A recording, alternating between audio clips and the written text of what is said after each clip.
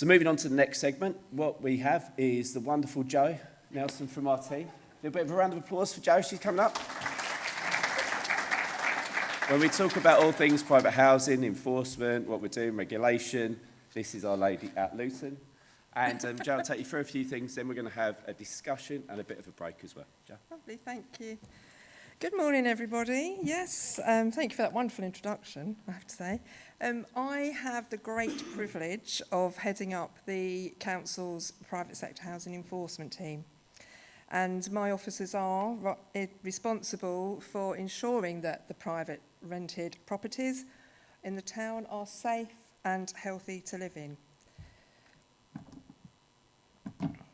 So we all are aware here how important it is that the home you live in is safe and healthy, and the effects that it can have on a person's physical and mental well-being. And as has been said today, with cold, damp and mouldy homes, they lead to a range of health issues, allergies and other chronic issues, and unfortunately has led to the death of a young boy.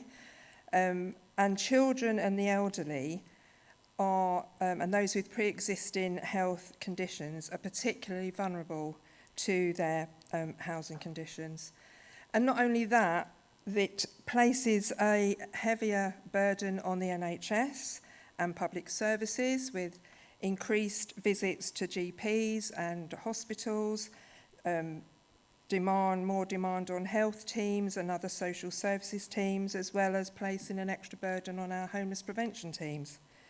And unfortunately, people on low incomes, young people and minoritised populations are disproportionately affected and more likely to live in poor quality homes, particularly in the private rented sector. Russell. So we are a very small team, considering the private rented sector makes up 29% of the dwellings in the town. And the work we do, we are privileged to do, because it really does change people's lives. And we are all aware in our team of how crucial the work we do plays a part in achieving the Council's 2040 vision. So the key areas that our team cover are single-family dwellings, licensing HMOs, rogue landlord work and empty properties. So we'll go to single-family dwellings first. So we rate the hazards within a property using the Housing Act HHSRS rating system. That scores a hazard within a property, and we then end up with a category rating, either a category 1 hazard where the council must serve a notice, or category 2 hazards where we have the option to take action. If there's anything lower than a category 2 hazard, we have no jurisdiction to take any action there. But what we try and do is provide advice to landlords to ensure compliance. But if they fail to comply with what the requirements we set, then we will serve legal notices, so improvement notice. We can enforce repairs, and we will penalise non-compliance. So just to give you a flavour of what we're dealing with, this was a case that came into the team, and the tenant said that she had a faulty boiler and the landlord wouldn't repair it. She didn't tell us about any other problems in the property, just that the boiler wasn't working. And when the officer got there, she found that not only was the boiler not working, but the house was full of damp and mould. So the officer tried to work with the landlord to get the property brought up to standard, but unfortunately he didn't want to play ball, and so a notice was served on him. But still he took no notice of that, and the tenant was still left in these conditions. So when a landlord doesn't comply with a notice, we do have the option to do works in default. And in this case, the wonderful BTS put their magic over this property. And as you can see, the damp and mould has gone. They've installed vents in each of the rooms to prevent future damp and mould. Unfortunately, they don't provide fairy lights. That was the tenant that did that. But as you can see, they did a really good job there. This is another case that we seem to be getting more and more of these just recently. This was a privately owned property, and an elderly lady lived there, and as you can see, she was a hoarder. The council do have the power to force entry into properties like this if they're filthy and verminous, but we always do that as a last resort because it is so traumatic for the person that is hoarding these items. To them, they are important. We see them as dirty and rubbish, but to them it's very important. So we do work with them to try and get it resolved without having to force entry.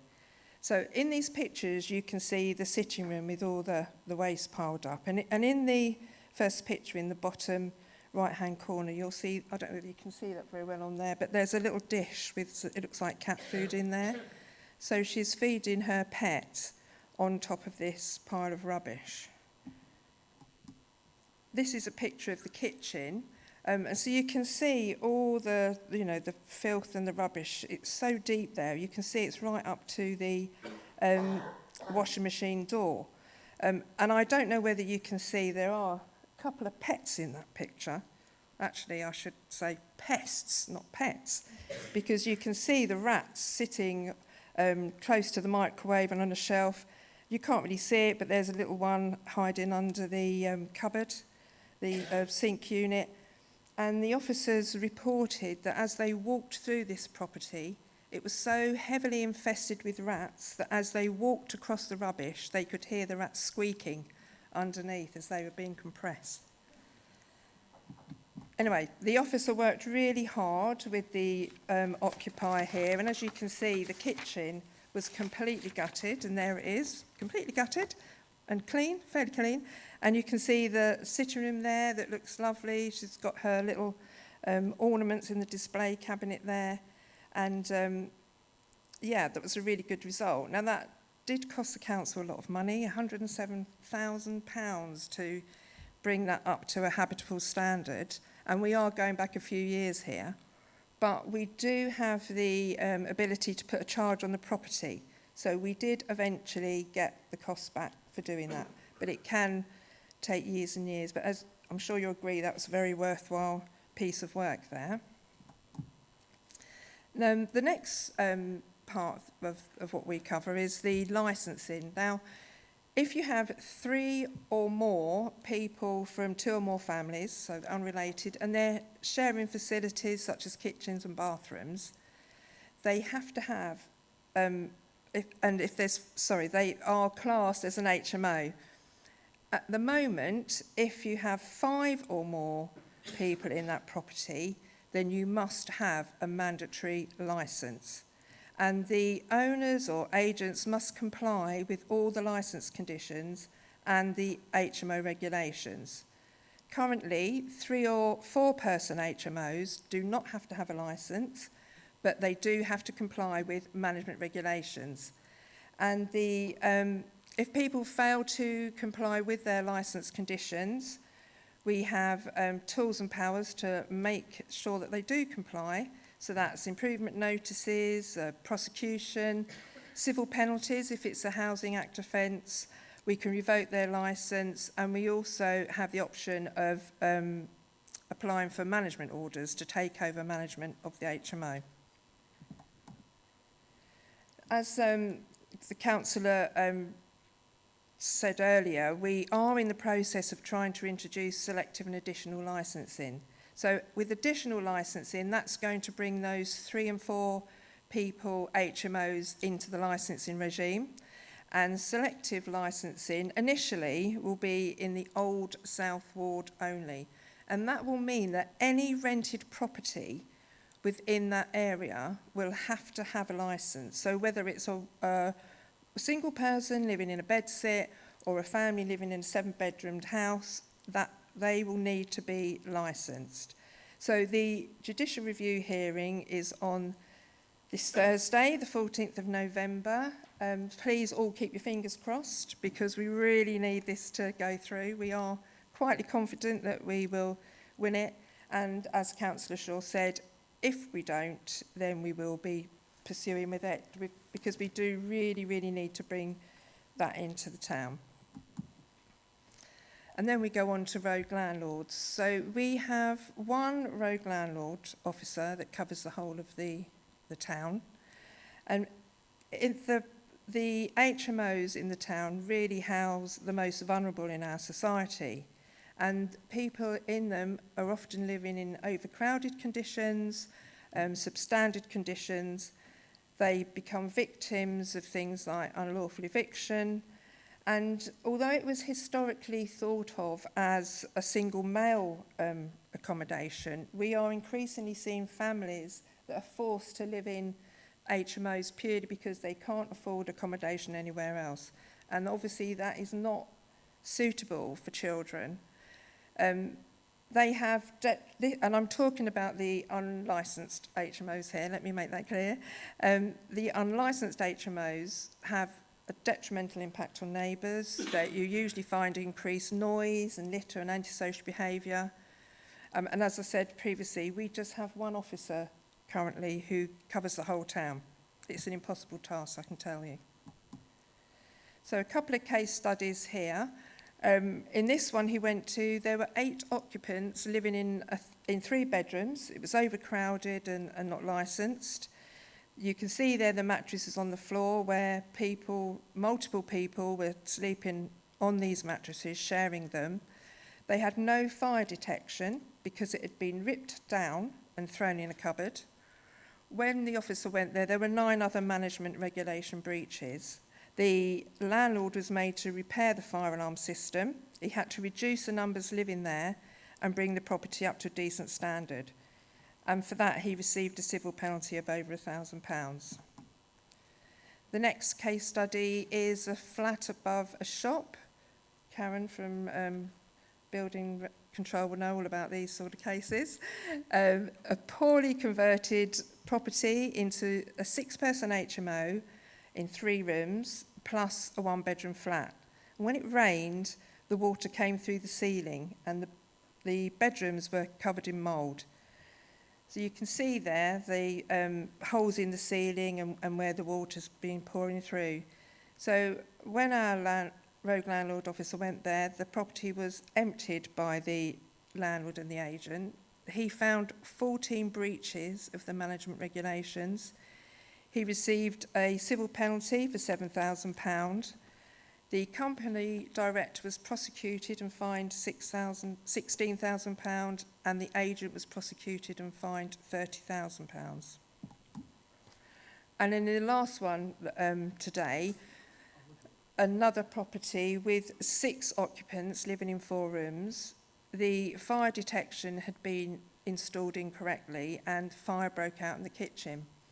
Now, luckily, the fire service arrived in time. There were 10 breaches of management regulations and the landlord received a civil penalty for £5,000. But unfortunately, the fire service don't always get there in time, and we have had a death in an HMO. It resulted in a man losing his life, and the landlord was prosecuted and fined £27,000. And last but not least, our empty homes. So, as we've said before, the wait for properties and the use of temporary accommodation is high in Luton. And so it's imperative that we use our powers under the Housing Act to bring empty properties back into use. And we have our empty homes officer who works with the landlords to get their properties into use. If they don't comply, she has the power to serve notices to make buildings safe and to reduce antisocial behaviour. We can go for a compulsory purchase of a property. We can apply an empty dwelling management order and enforce sale.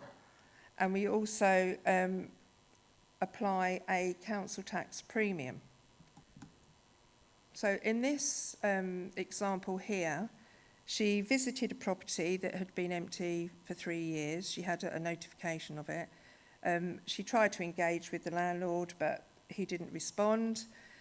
She sent 3 letters, which are sort of ramped up. Each letter that's sent didn't play ball at all. And then the council tax premium was applied. So he was then paying 300% council tax. And lo and behold, that spurred him into action. And as you can see there, that property looks really nice now. So I've said before that we're a really small team, and I have to say that we do sometimes struggle to just do our day job. So we've had no choice to do any project work, but we've been really lucky in the last 2 years, and we've got some external funding, which has meant that we can actually do some really important projects. And the first project that we did was around the minimum energy efficiency standards regulations, and that has forced private landlords to bring their properties up to an E or above, or they can't rent their property, and that is unless they have a valid exemption. And as you can imagine, if your property is poorly insulated, that's going to lead to higher fuel bills, damp and mould, excess cold, health conditions worsen or cause new conditions. You see an increase in winter deaths, and of course it has an impact on climate change through the increased CO2 emissions. But in 2022, we were lucky to secure funding from the previous government, from the Department for Business, Energy and Industrial Strategy. That enabled us to employ 2 officers who could enforce the MEES standards. So they reviewed 3,000 homes to check on whether they had the correct energy performance certificate. 61 homes were improved as a result of their intervention, and 22 civil penalties were served on landlords, and it delivered a wider range of social value benefits. Unfortunately, the timescale for the project and the initial problems in recruitment, etc., meant that we couldn't conclude that project. But the success of that project led us to securing some further funding, over 68,000, from Public Health through their Marmot Town work and their Core 20+5 funding. So the Warm Healthy Homes project is now enabling us to continue with that fantastic work that's been done already, and we will be able to complete the project. So far, a further 1,879 properties have been reviewed, 115 properties have been made compliant, 7 of those properties were improved by works as a result of the intervention. So the landlord has gone out and carried out works to bring that property up to standard, and 3 financial penalties have been served on the landlords. And then we secured some more funding from the previous government, again, 130,000 to take part in their private rented sector Healthy Homes project. So they want, and I believe it's being carried on obviously with the new government, but they want to deliver interventions to support robust damp and mould enforcement. And what that has meant for us is additional resources into the team, training for officers in damp and mould, improved communication and engagement with landlords, and we are hoping to hold a big landlord education event in the new year as part of that funding. We've been able to buy additional equipment, so damp and mould monitors, thermal cameras, that sort of thing. There's going to be improved data collection, so we have to feed back the results of our work so they can review that and use that to implement measures going forward to improve enforcement. And also as part of the Marmot Town work and being and attending the Housing Health subgroup, we have managed to forge connections with colleagues in the NHS, and in particular Ray Tarrick, the Integrated Neighbourhood Support Manager, has been really supportive and is going to help us to reach out to GP surgeries to try and identify people that have increased use of inhalers, and then we can make contact with them and try and find out whether it is the condition of their property that is causing that excessive use. And if it is, then we will, for private rented properties, we will be sending them to our colleagues for the who deals with all the grant and funding that's available.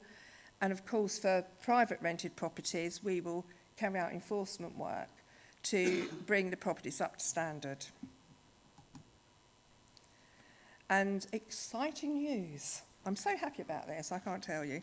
It's just been announced that through the Marmot Town work, we've secured some more funding as part of the Core 20+5 funding for £97,000, and that's going to enable us to recruit 2 more rogue landlord officers for a year.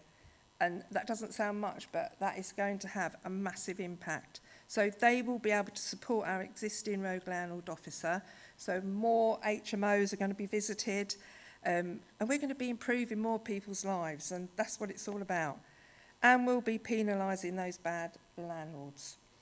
And these sort of projects in other local authorities have, through the issuing of civil penalties, have meant that it's become self-funding. So we're really, really hoping for that. So watch this space. Here are our contact details. If you need to contact us for anything, any questions, if you want to refer anybody, we have one dedicated for HMOs. Everything else goes to the private sector housing enforcement box, or you can go online and report something or use our call centre. And just before I finish, I want to leave you with a thought. Tonight, when you get into your nice, warm, dry bed and you turn the light out and you don't hear cockroaches rustling in the cupboards and you don't hear rats running around in the walls and under the floors, and you don't get woken up by rats and cockroaches on your bed, and worse still, running over your face, just think yourselves lucky. You are one of the lucky ones. Thank you.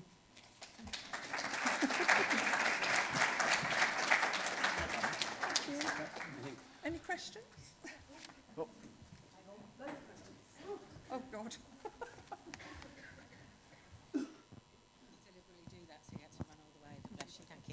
Thanks, Jo. That was really interesting. I'm particularly interested around empty homes and longer-term empty homes as a practitioner, having managed that part of the business previously. Just wanted to understand what you're doing in the management order space, because I often get asked about it as an advisor, and I don't know the intricacies of it or how difficult it is, or whether you fine-tuned that into a good space. Well, I'm glad you mentioned that, because in the team, we have never enforced management orders. I am fairly new into this post, and that is one of my main things that I want to really get, to grips with. There has been a little bit of resistance because I think it can be difficult. Once you've taken over that empty home, you've got to have the funds to bring it up to standard. You've then got to have a team to manage that property. But I have been speaking to other colleagues in the housing team, and we really are going to go for it. So I am determined. I can keep in touch with you and let you know how we get on. But yeah, that is definitely something. It's a tool that's open to us, and we aren't making use of it. So, another watch this space. Lovely. Thank you very much, Jo. Thank you. Hi, Jo. It's more of an observation rather than a question. It just seems that the civil penalties, the case study that you showed for £1,000 civil penalty for a landlord housing over 8 people is just absurd.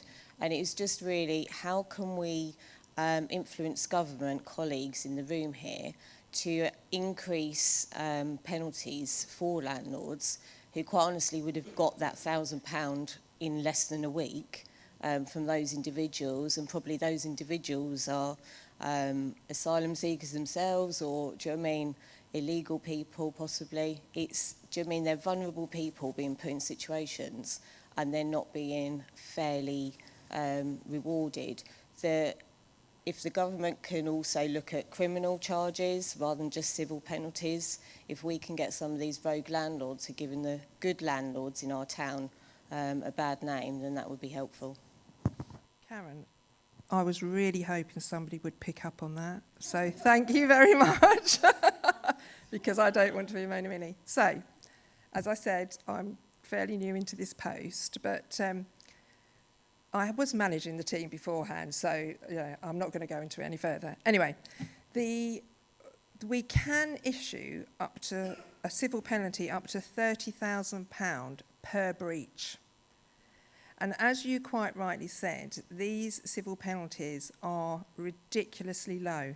When you take into consideration that for a 3-bedroom house in Luton, it currently commands about £1,600 a month, and for a 5-bed, you're looking at £2,000 a month. So that's £24,000 a year. There's absolutely no excuse why a landlord hasn't got his property up to standard. And these pathetic fines are just not even touching the sides of their wallets. And the point of civil penalties is to, one, reflect the crime that's been committed. They should be a deterrent for that landlord to commit any further offences, and also to stop other landlords committing offences. So the way our civil penalties are calculated, they come up extremely low, and that actually went against us in a recent tribunal case where the tribunal made the assumption that because the civil penalty was so low, the offence wasn't very severe, which was not the case. So I actually have a slot to put my proposals to members on the 4th of December. So I will be going along because the government have funded some work around civil penalties, and there is available to us a piece of software that will calculate the penalties at a reasonable, realistic level. I mean, it takes into account things like if they haven't offended before, or if they have offended before, the size of their portfolio, etc., etc. But the government want all local authorities to subscribe to this software because it will then be standardised. So you won't have, if I've got a really dangerous HMO in Dunstable, I'm going to get, £30,000 plus fine. But actually, if I have one in Luton, I'm only going to get fined about £5,000. So yeah, let's go in Luton and don't bother, because out of our rent every month, that's nothing. So I will be going in front of our members and hoping that they will agree that we can change our policy, change the way that we calculate civil penalties, and that could bring a massive amount of resource into our team to further the work that's so desperately needed. And it will be penalising the bad landlords and not the good. So thanks, Karen. Anything else? Last question.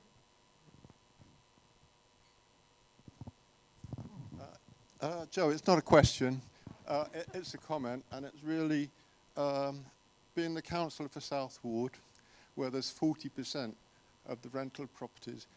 Great news to hear about. You've got the two new rogue officers to be in place.